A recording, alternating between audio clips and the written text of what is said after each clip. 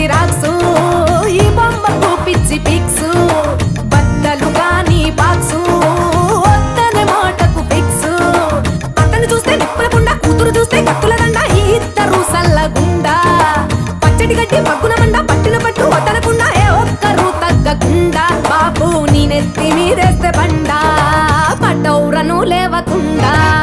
అంటుకుపోతే ఆంటీకి కోపం బిగుసుకుపోతే బ్యూటీ